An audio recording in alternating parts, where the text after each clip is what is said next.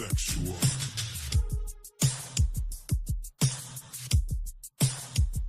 Some people are straight, and some people are gay. Maybe I'm just sexual. Sexual. Sexual. Sexual. Something for the top, and something for the bottom. But we're all just sexual. Sexual. We're all just sexual. Sexual. Yeah. Hey, we're not in the 60s, but yet we're talking about the same things. So why are we having these same discussions? It's so interesting that you find it fascinating. Who I'm sleeping with and what I'm doing.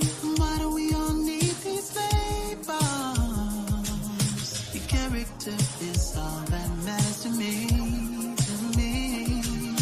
You shouldn't let ideology and favors make you stop loving family and friends. Some people are straight. Ooh, yeah. Some people are gay. Ooh, yeah. Maybe I'm just sexual. Sexual. Sexual. Sexual. Something for the top. Something for the bottom.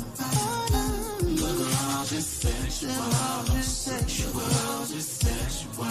Some people are straight. Ooh, yeah. Some people are gay. Oh, yeah. Baby, I'm just sexual. Baby, I'm just sexual. Sexual. Ooh, yeah. Something for the top. Something for the top. Something for the bottom. Something for the bottom. But we're all just sexual. Sexual. But we're all just sexual. Yeah, yeah, yeah. Why do we all need these labels? Is he gay or straight or somewhere in between? Yeah. Don't let ideology and favors make you treat your brother or your sister differently. Yeah. Some people are straight. Some people are straight. Some people are gay. Some people are gay. Maybe I'm just sexual. Maybe I'm just sexual. Sexual. Just sexual. Something for the top. Something for the top. Something for the bottom. Something for the bottom. But we're all just sexual. Sexual. Just sexual. Sexual. Some people are straight. Some people are gay. Some people are gay. Some people are straight. Maybe I'm just sexual. I'm just sexual, baby. Sexual. I don't need a label. Something for the top. Something for the top. Something for the bottom.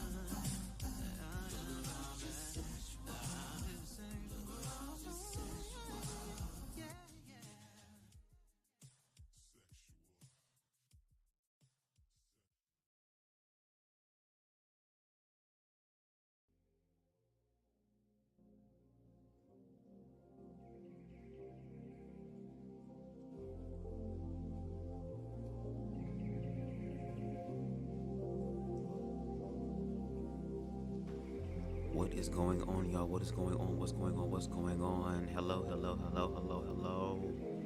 Hey, Style by Stevie, what's going on? Hello to you. I hope that all is well. I hope everybody's doing well on this Thursday afternoon. I was going to do another live, but I think I'm going to do that tomorrow. For those of you who don't know, I'm new to TikTok. I just started a TikTok, and I've kind of been putting some things on there, and for the past few days, I've been having conversations. Well, I'm not even going to say conversations. They're more like debates and arguments, unfortunately, with other people who have an opinion and perspective on the LGBT experience without actually having context and nuance. So I kind of wanted to help create that. So tomorrow, I'm going to be doing a live. I still got to figure out what time I'm going to do it. But I kind of want to go back down memory lane. One thing I'm realizing with these books that I'm glad you're doing well, Stevie. That's really good to hear. This book, I do a lot of reading, you know what I'm saying? Because I try to educate myself as much as I can.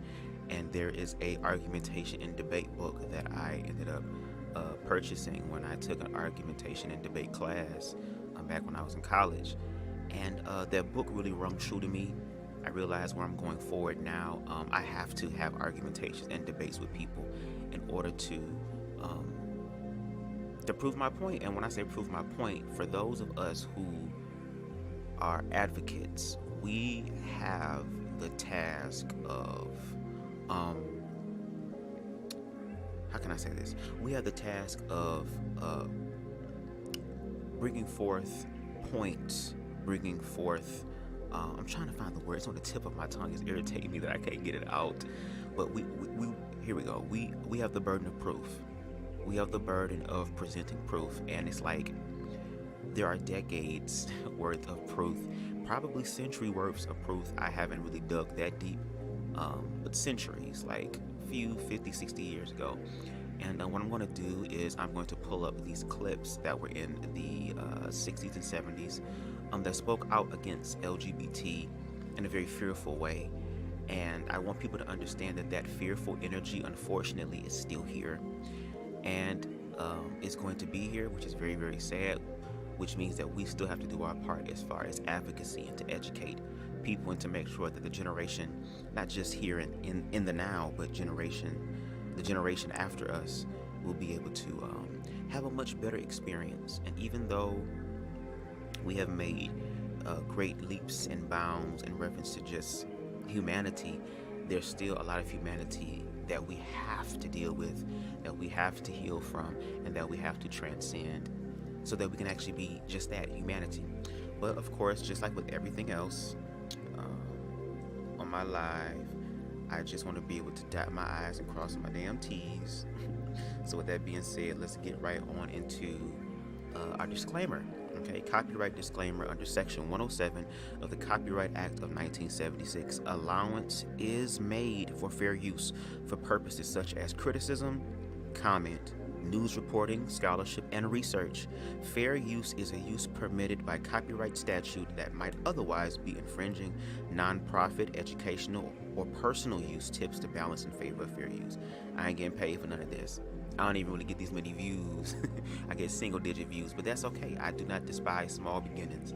Everybody has to start somewhere, and I'm just grateful to be where I am now. I'm not where I used to be. I'm not where I want to be. But damn it, I'm grateful to be where I am now.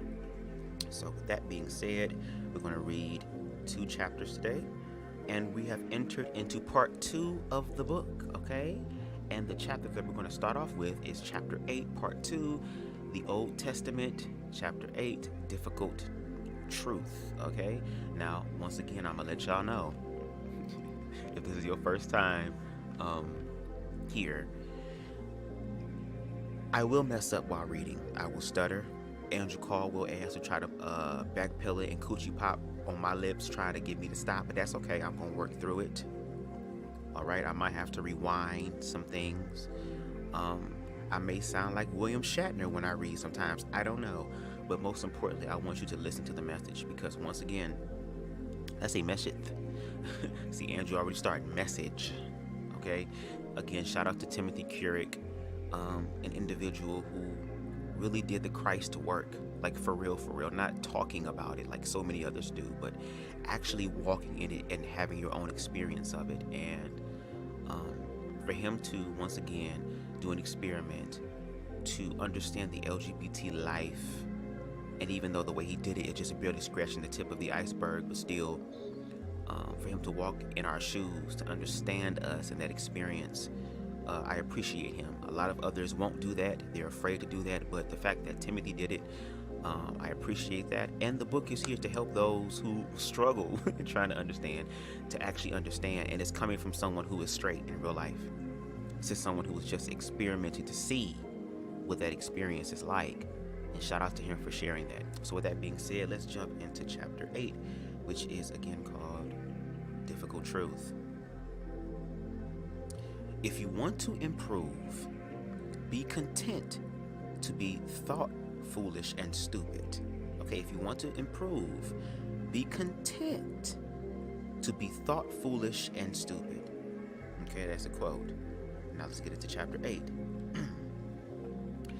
It is a beautiful spring day, and the sun reflects off everything, casting a greenish blue tint to every window, car, even the street. I am downtown for my first shift at Revive Cafe, and my hopes are high. The atmosphere of Nashville's neighborhood is calm. I say quam. It's calm and quaint. I'm trying to put those two words together. It's calm and quaint. After dark, Church Street comes alive. After dark, Church Street comes alive. But during the day, everything is sleepy, hungover, and subdued. I drive behind the series of buildings that house the bookstore and cafe, park on a gravel strip big enough for only 4 or 5 cars, and walk around to the front sidewalk. The cafe is attached to Nashville's only LGBTQ bookstore, and it's unlike any bookstore I have ever seen. The store is divided into 3 main sections. In the front, one will find books on almost every topic related to the LGBT population.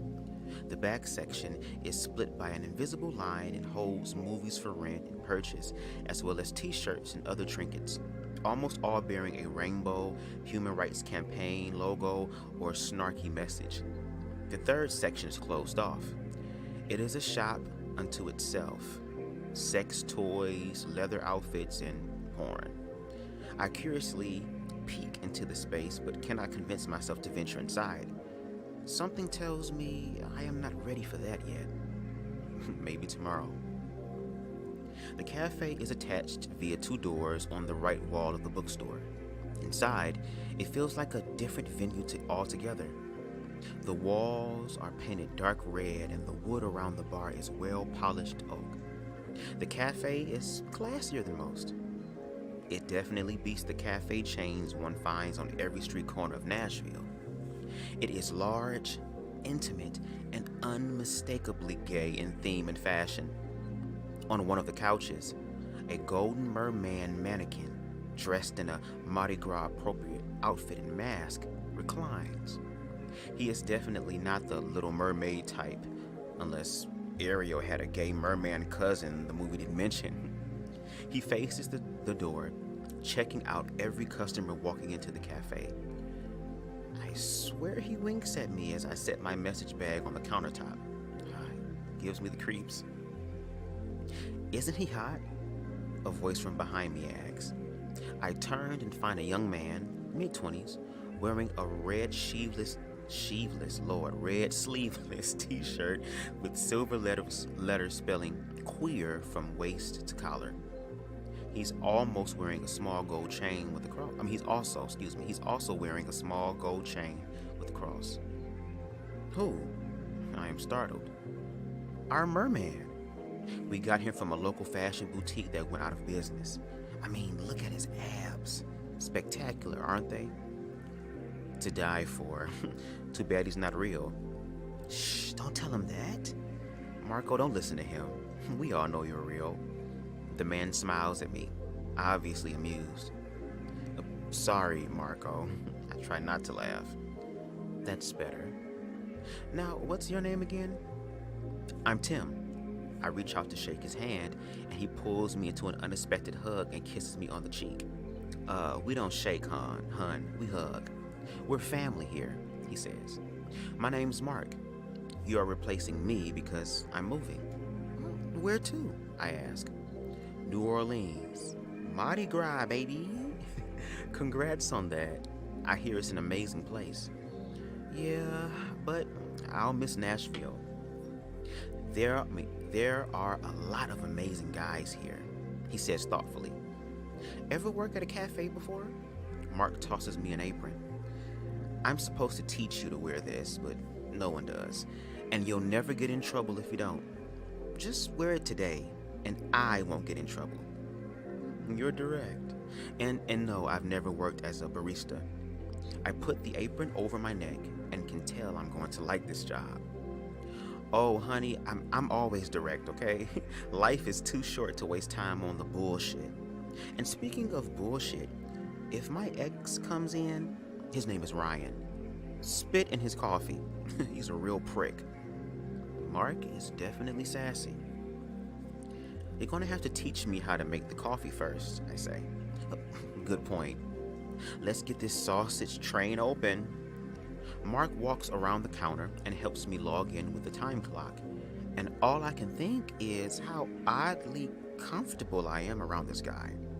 He's crude, entertaining, and someone I think I could be good friends with. Too bad he's moving to New Orleans. 2 hours passed, and a few customers come into the cafe that Mark tells me are regulars. Mark introduced them as Scott and Jason, a couple that can most aptly be characterized as an April-September romance. Both order sweet tea and immediately start interrogating me. "Who are you, handsome?" Jason asks with a furrowed eyebrow. He is trying to be seductive, but any discomfort I feel is diminished by the humor in his tone. He is gentle, albeit aggressive, and I imagine that he is more free-spirited. And I imagine that he is the more free-spirited one in the relationship. Don't mind him. He's always trying to bring guys home, Scott says. "And I'm not," Jason says, hitting Scott on the arm. "Bitch." "It's okay, but I'm already attached. I interject, thanking God for Sean. "I'm the new guy. I'm Tim. But you?" I look at Jason coyly. "You can call me whatever you want." I wink at him, and he is taken aback by my flirtation. I am even a bit surprised at myself. "Oh, Mark, this one's a keeper," he says, fanning himself with his hand. "Is it me, or is it hot in here?" "It's you," Mark laughs. "So what's your story, hotness?" Jason puts his hand on mine, still laying it on thick. "I'll give you the abridged version. I came out in January, and I thought it'd be fun to work here, so I can be around my people." "Oh my God, are you serious? I never would have thought."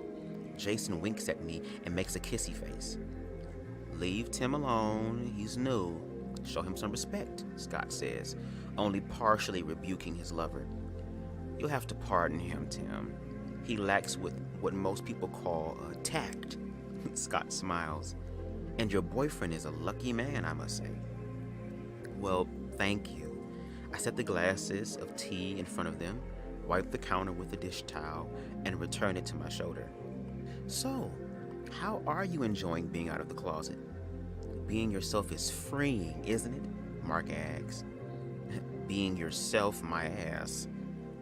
I look over and see the Pharisee sitting on the couch against the wall, next to the merman. The contrast is enough to make me smile, and I ignore him. "It's great," I say nervously, wondering what they would think if they knew how in the closet I am. "How'd you do it?" Scott asks. I guess the normal way. I told my brother and his wife, and they told my mom before I could." "Not cool," Mark interjects. "That is your privilege." "I was just happy to have it over with," I say. "Is your family okay with it? How'd they take the news?" Scott asks after taking a sip of his sweet tea. "They're handling it okay, I guess. Not allies yet, but they're working it out day by day." "Why does everyone keep asking me that?" I ask. "Ask you what?" Jason says. "About my family's reaction." The mood in the cafe shifts in an instant. What was a lighthearted and flirtatious conversation became somber. It is a palpable change, and I feel it in my body as goosebumps race across my skin. Jason's face becomes serious, almost sad. He's not flirting anymore. His flamboyance seems to dim, and his demeanor becomes more quiet. "Tim, a really high percentage of self-deletion attempts in this country are committed by people who are in the closet and feel they can't do it anymore. The closet kills people, and families can do a lot of damage early on to those who've just broken free." He pauses. "Everyone asks because everyone is worried about you." He speaks very slowly, walking on eggshells with each word, gauging my response with his eyes. "We're just happy you're okay," Scott says with the same solemn tone. "Just make sure and let us know if anything less than comfortable happens to you.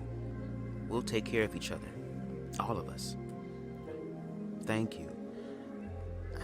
do not really know what to say, but gratitude seems appropriate. I look over and measure my Pharisee's response. He smirks. This is why it's so hard for gays to see the light. They stick together so they don't have to face the spiritual ramifications of their unwillingness to repent. They don't judge because they don't want to be judged. It's not authentic support. No, it's deeper than that.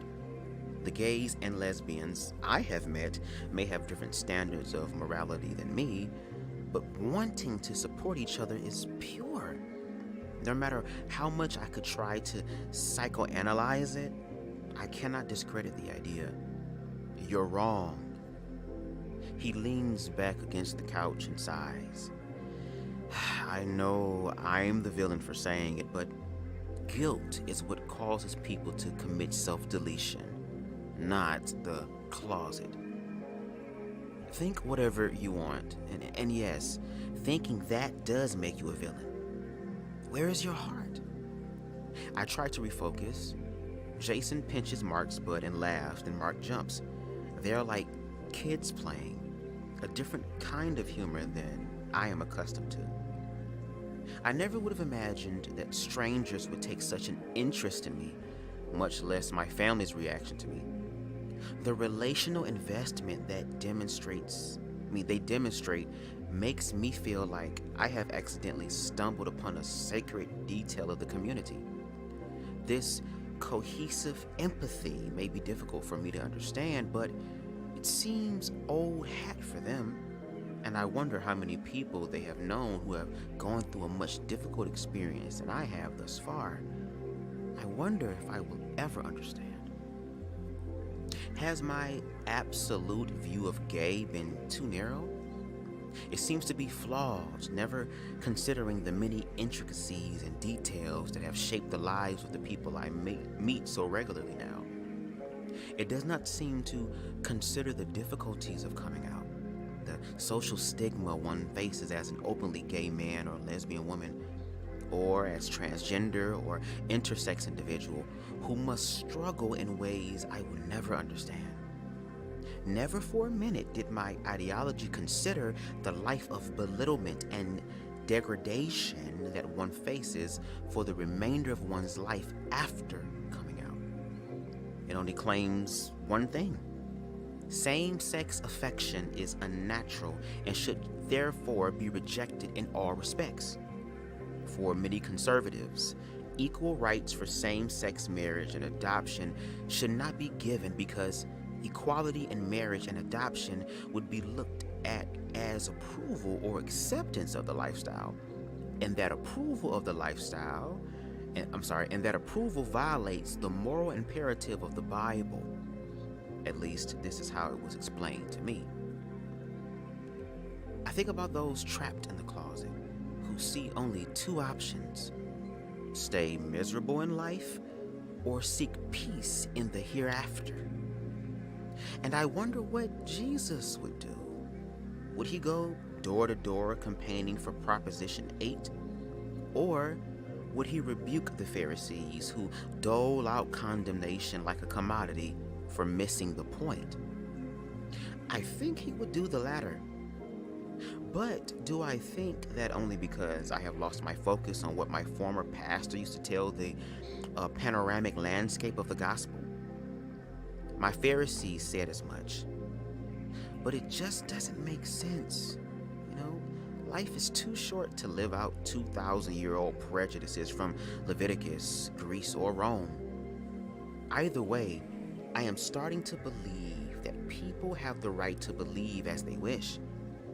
My finger pointing has to stop, and thanks to Revive, I am starting to see why. I finish my first shift at Revive and feel as though life is finally looking up. The people are fantastic, the epitome of entertaining, and I love the coffee making process. Lattes are my favorite. Milk steamed to velvet perfection. Pour it delicately into a mug with 2 perfectly timed shots of espresso, add a sprinkle of cinnamon on top, and you have a little slice of heaven. I am learning quickly. I leave the cafe and cannot stop thinking about the look on Jason's face. The look that said, "Congratulations on coming out of the closet. Stay in too long and you could have died." He did not seem to be exaggerating at all. I always thought that the people who found out about my coming out were buying me drinks because they were happy to have another queer-associated Southerner in the community. But now, I think they are just happy to have one less closeted gay in the graveyard. Damn, let me read that last part one more time, baby. I leave the cafe and cannot stop thinking about the look on Jason's face. The look that said, "Congratulations on coming out of the closet. Stay in too long and you could have died." He did not seem to be exaggerating at all.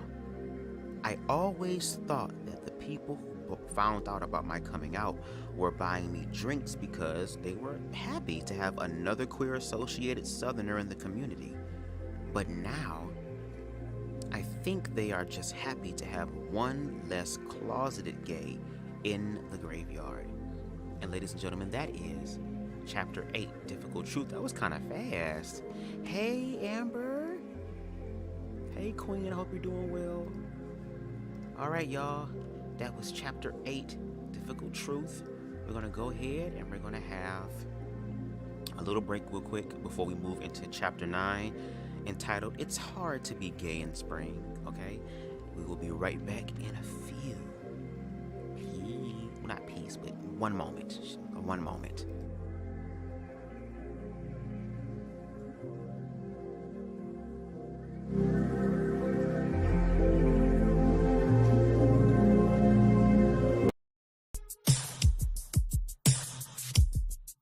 Sexual.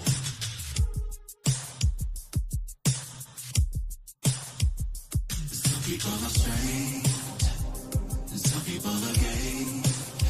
Maybe I'm just sexual. Sexual. Sexual. Sexual. Something for the top, and something for the bottom. But we're all just sexual. Sexual. We're all just sexual. Sexual. Yeah. Hey, we're not in the 60s, but yet we're talking about the same things. So why are we having these same discussions? It's so interesting that you find it fascinating. Who I'm sleeping with and what I'm doing. Why do we all need these labels? Your character is all that matters to me. You shouldn't let ideology invade us. Make you stop loving family and friends. Some people are straight. Ooh, yeah. Some people are gay. Ooh, yeah. Maybe I'm just sexual. Sexual. Sexual. Sexual. Something for the top. And something for the bottom. But we're all just sexual. Just sexual. Just sexual. Some people are straight. Ooh, yeah. Some people are gay. Oh, yeah. Baby, I'm just sexual. Baby, I'm just sexual. Sexual. Ooh, yeah. Something for the top. Something for the top. Something for the bottom. Something for the bottom. But we're all just sexual. Sexual. But we're all just sexual. Yeah, yeah, yeah. Why do we all need these labels? Is he gay or straight or somewhere in between? Yeah. Don't let ideology and labels make you treat your brother or your sister differently. Yeah. Some people are straight. Some people are straight. Some people are gay. Some people are gay. Maybe I'm just sexual. Maybe I'm just sexual. Sexual. Just sexual. Something for the top. Something for the top. Something for the bottom. Something for the bottom. But we're all just sexual. Sexual. Just sexual. Sexual. Some people are straight. Some people are gay.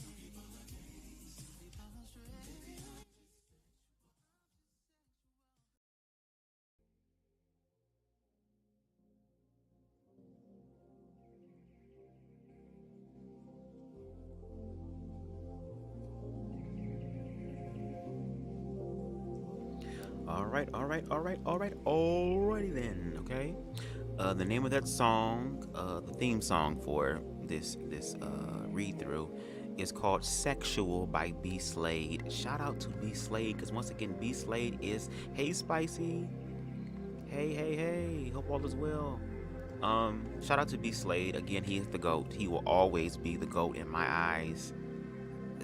The energy that this individual is, the God in this individual, shall I say, that expresses itself through the vessel known as B Slade. Oh my God, I stand. I love it. I love it. So let's get into the last chapter of this live this afternoon, entitled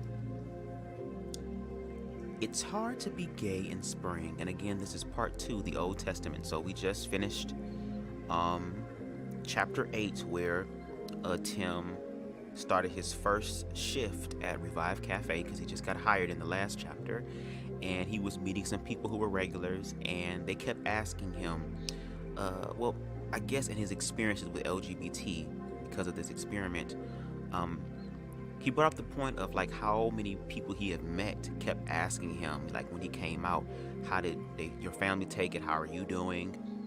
And he just asked a question and kind of blurted out, like, why does everybody keep asking me that? And they had to let him know, like, the closet kills people. There are people who unfortunately are successful in their self-deletion attempts because of the closet, because of the social stigmas, the labels, the low vibrational fear-based labels that are placed on LGBT people, once again reducing them only to their sexuality, not allowing them to be a human being who also is a sexual person as well, seeing them as gay and sexual and period without commas. You get what I'm saying? So he kind of had to think about that. So shout out to chapter 8. Let's get into chapter 9, again entitled "It's Hard to Be Gay in Spring." Okay? It's hard to be gay in spring. Well, probably not for someone who is actually gay, but for me, springtime poses more than a few problems. The rising temperatures result in rising skirt lines, and trying to keep my true orientation a secret is beyond frustrating. I decide to go to church for the first time in months, hoping for the spiritual equivalent to a cold shower. The church I chose is a mega church in town with thousands of members spread across several satellite campuses. For those unfamiliar with the idea, a satellite campus is a church that broadcasts the message of a pastor to multiple locations. The names of the churches are the same, they have the same nonprofit status, and each has its own campus pastor. But essentially, the structure allows a head pastor to be in multiple churches at once. The location I am attending is the main campus, and the pastor is a young, good-looking guy with spiky hair and trendy clothes. He is a really nice and genuine guy, and having spoken with him several times in the past, I know his heart is in the right place. The whole model of satellite churches seems kind of impersonal to me, but right now, the multitude of parishioners is the reason I have chosen this particular church. After being greeted at the door, I walk into the lobby and I am comforted by the fact that I am just another face in the crowd. Hardly anyone knows me, and that is a good thing. I am not here to be known, just to feel a little bit more of normalcy before getting back into my new life. But seldom do well-intentioned plans pan out. Upon reaching the cafe inside the church lobby, I am confronted with an overwhelming number of young women wearing incredibly revealing clothes. There are skin-tight jeans, short shorts, short skirts, and short shirts, and midriffs are exposed everywhere. Either I have never seen so much skin in a church before, or I never noticed because women have never been off limits. I rush to the bathroom and splash cold water over my face. I should probably splash water elsewhere, but that might be awkward for the other men in the bathroom. I look in the mirror and I see him behind me. His expression is sympathetic but coercive. I've got to leave. Don't leave. There is nothing unnatural about your looking at women. Besides, it's been a long time since you've let yourself see what you're keeping yourself from. It is the way God designed you to be. No, and that feels like the wrong way to view women. I cannot handle the visuals, the temptation, or the hormones raging through me. Staying in church would be tantamount to self-flagellation, self-torture. So I decided to leave the church and get coffee elsewhere. I was looking for a spiritual cold shower, and I've got the spiritual equivalent of a Girls Gone Wild video. Excuse me. I walk out of the lobby doors and shiver. It may be sunny and unseasonably warm, but I feel cold. No, Tim, don't leave. My Pharisees looks at me from the door, but I keep walking. Not today, Satan. Not today. I drove to Starbucks and settled in with a venti coffee and a copy of the Times. It is my new Sunday morning ritual. Add to the combination Puccini's greatest hits, and what I get is better than attending church 9 times out of 10. After coming out as gay, I wholeheartedly expected to merely switch churches. I had thought that even though I would receive some nasty responses, my desire for church would remain. But it hasn't. After receiving the email from my pastor, after facing the plethora of responses, either rebuking me or ignoring me, the desire in me for fellowship has shifted. I want to spend time with people, but I feel sick to my stomach when I think about attending church. This feeling makes me understand why so many of my gay friends have left church altogether. I can only imagine how much more severe my aversion would be had I received a worse reaction. So my replacement for my former Sunday morning tradition is to live a life of routines. I am amazingly content with just my coffee and paper and Nessun Dorma playing on repeat. For an hour or so every Sunday morning, I forget that life is not what it used to be, and the distraction is welcome. I sit and read a few compelling news stories and listen to a compelling piece of music, never forgetting that at any moment, the Times might remind me vigorously why I am living this life. Today's New York Times has a story about LGBTQ plus teens committing self-deletion because of being bullied. And another about the never-ending saga of California's anti-gay marriage bill, Proposition 8. These two stories snap me back to reality. I read the story about teen self-deletion twice before pausing my music and praying for the families and the victims of bullying, and for the hearts of the bullies to change, and also my own heart. It is the only form of church I can muster today. It is hard to comprehend that if I were actually a gay man, entire populations of socially conservative people have control over my fate. Religious organizations could raise enough money in a month to hinder my freedom in real and tangible ways for the duration of my life. This is a reality for LGBT plus folks everywhere.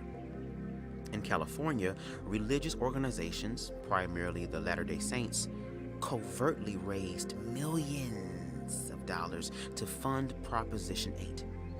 Millions of dollars were spent raising an army of volunteers to canvass tens of thousands of homes with anti-gay literature and to engage voters in door-to-door confrontation. And for what? Passing Proposition 8 did not stop LGBTQ plus couples from going to sleep that night with their partners. What it did accomplish, however, was reminding the gay community once again that they are not looked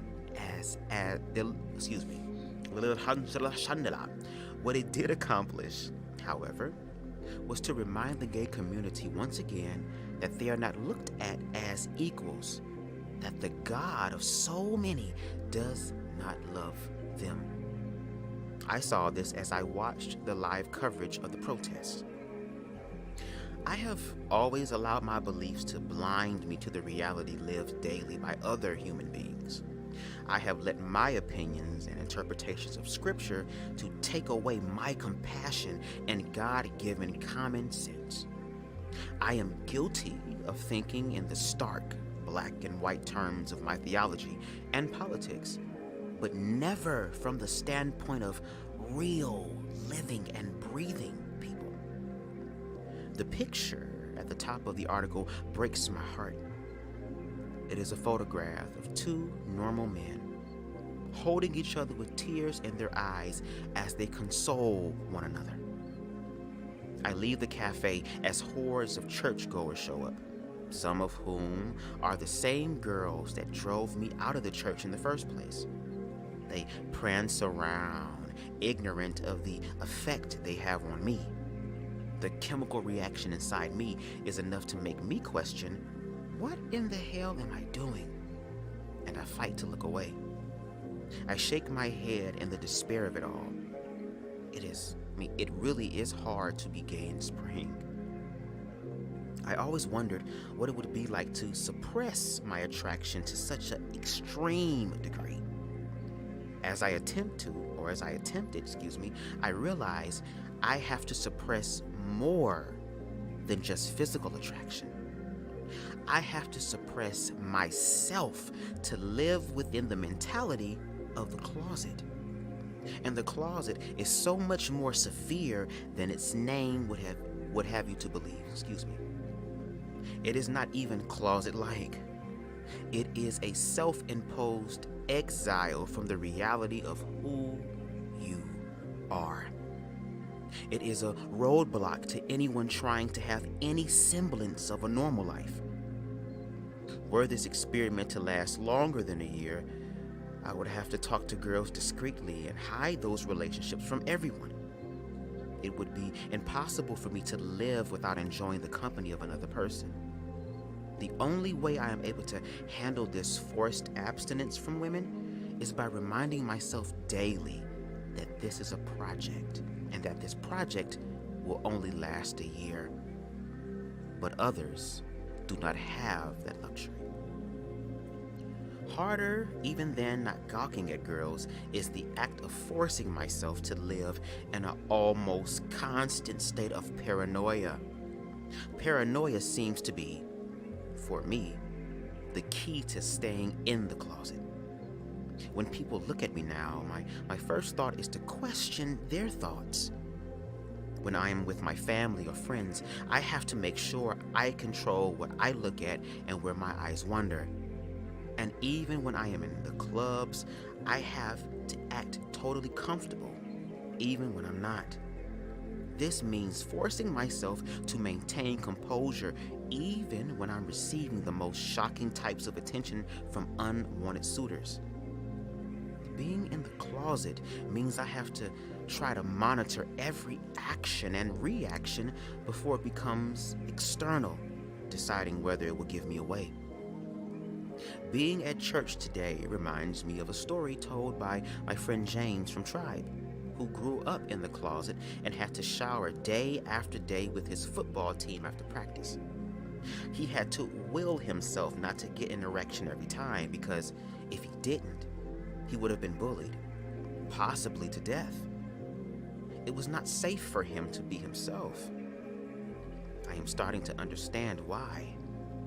My life felt like a pornography I was forced into, he said. And I learned to keep my eyes closed and shower like it was a sprint.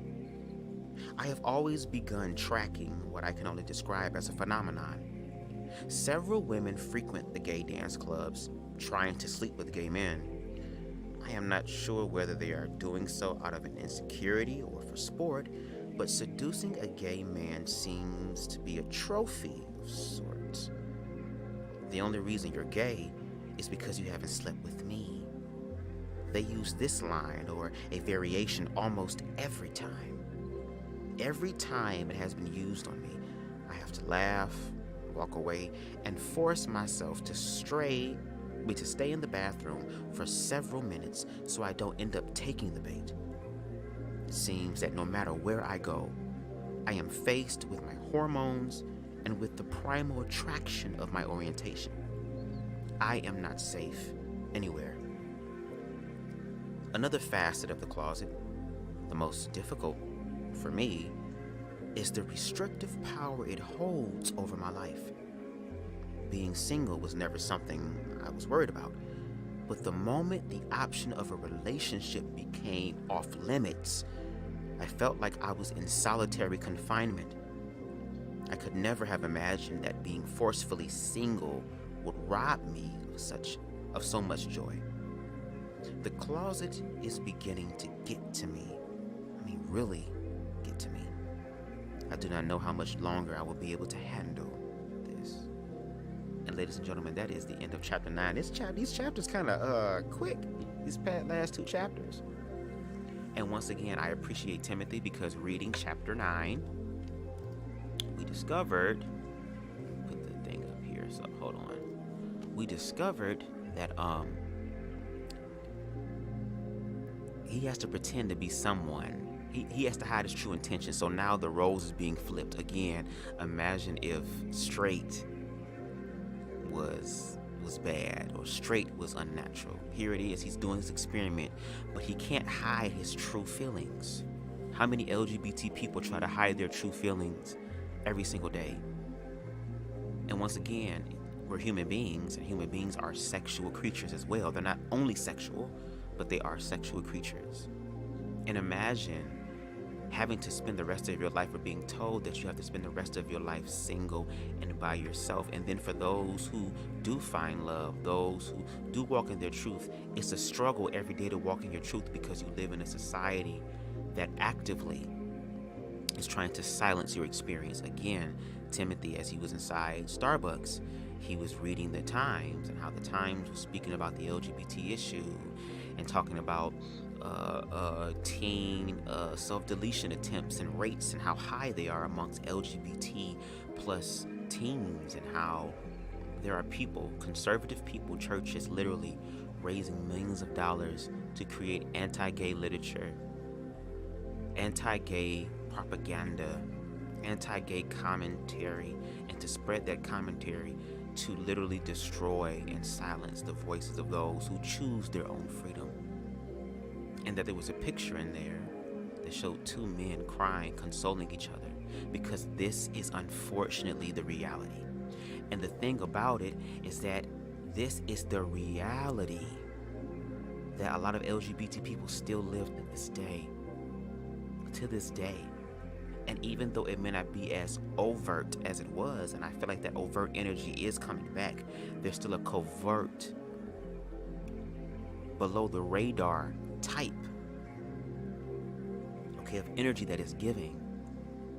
And like even when I did my last live that I would suggest that y'all check out again, talking about LGBT and children, how these people still have this low vibrational fear-based narrative, and that this can be drawn back to the 60s and 70s, which the live I would do tomorrow, we're going to go back down memory lane and look at some of the commentary that was given about LGBT people in the 60s and 70s, and even how during that time there were people who were advocates trying to educate people on their ignorances about the community, and how in the TikTok comments the ignorance is still there.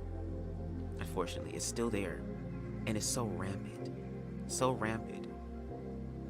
And the fact that there are people out there like Timothy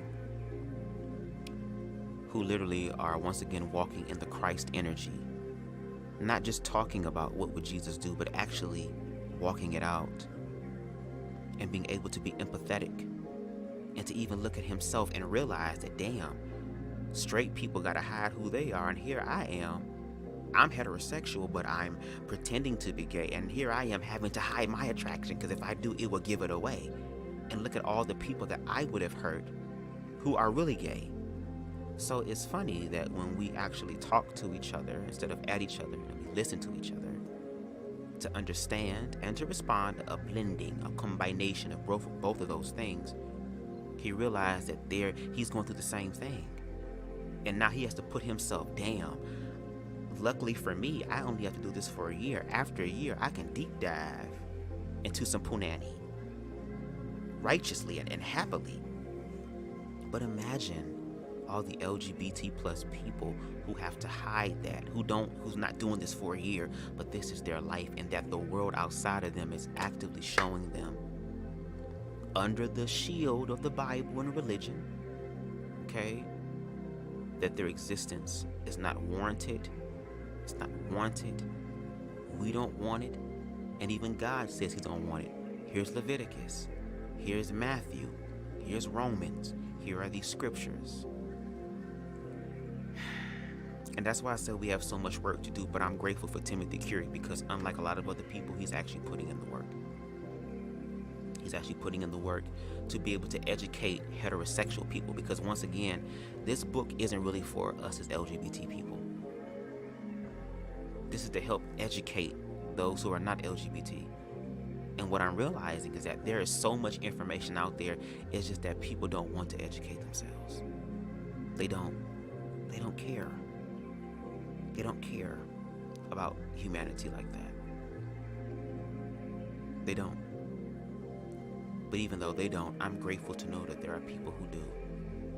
And for the people who do, we need to uplift them, encourage them, inspire them, and love on them, because they are the ones that are actually putting in the work. I'm putting in the work, and I think everybody else should. If we're going to talk about humanity and we're human beings at the end of the day, and that God and Jesus is love, then I think we need to finish that. And where we are now, we are definitely struggling, but we don't have to struggle forever. We don't have to. So anyway, y'all, that was chapter 8 and 9 of The Cross in the Closet. I hope you guys enjoyed it. Please, please, please like the video. Please like the video. You can share it if you want to. I would ask you to, but you don't have to. But most importantly, like the video so that we can get this channel and this video up in the algorithms. I'm putting in the work, y'all. Again, my YouTube channel was small. My viewers be small. They be in the single digits, but that's okay. Do not despise small beginnings. Everybody got to start somewhere. And I'm grateful to be where I am. And I know where I'm going, most importantly.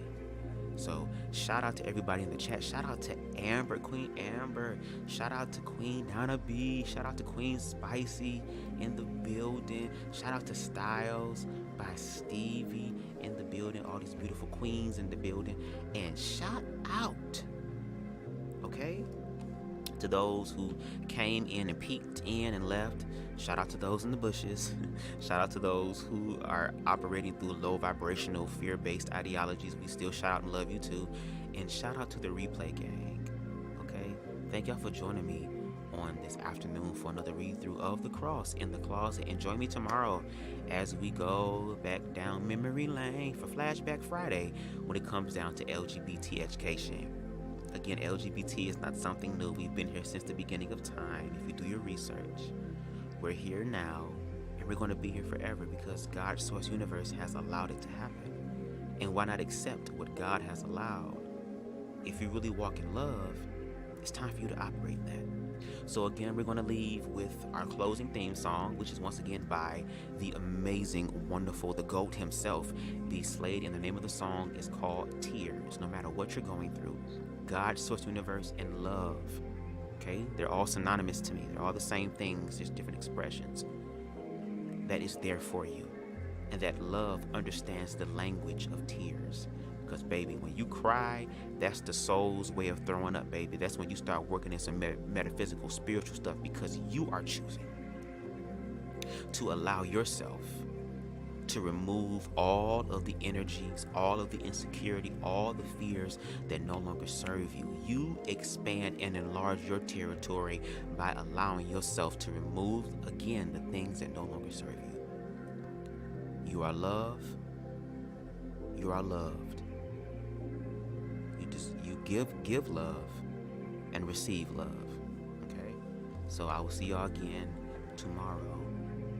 Have a good afternoon. Peace.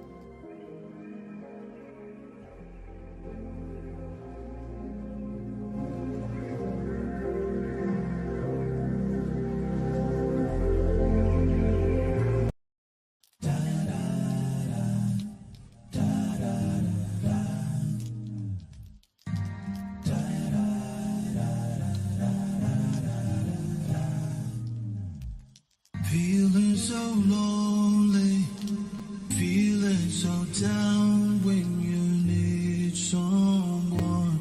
No one's there to be found. The pain inside can't be expressed verbally, so you cry on your pillow.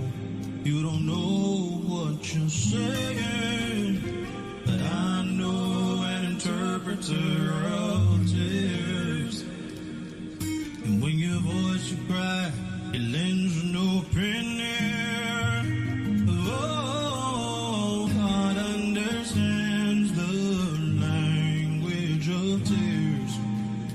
He knows all about all your pain and your fears when you're right and you're wrong, when your friends are gone. He's a shoulder to cry on. God understands your tears. You can't keep it bottled inside, so just let it out. In God you confide. That's what He's there for. He knows all your pain. It's alright to cry. Joy will come in the morning, but I know interpreter of your tears. When your voice will cry, there's an open ear. Oh, God understands the language of tears. He knows all about all your pains and your fears when you're right and you're wrong, when your friends are gone. He's a shoulder to cry on. God understands your tears. He understands the language of tears. Oh, the language of tears. Not crying so many when you're right and when you're wrong, when your friends are gone. He's a shoulder to cry on. God understands your tears.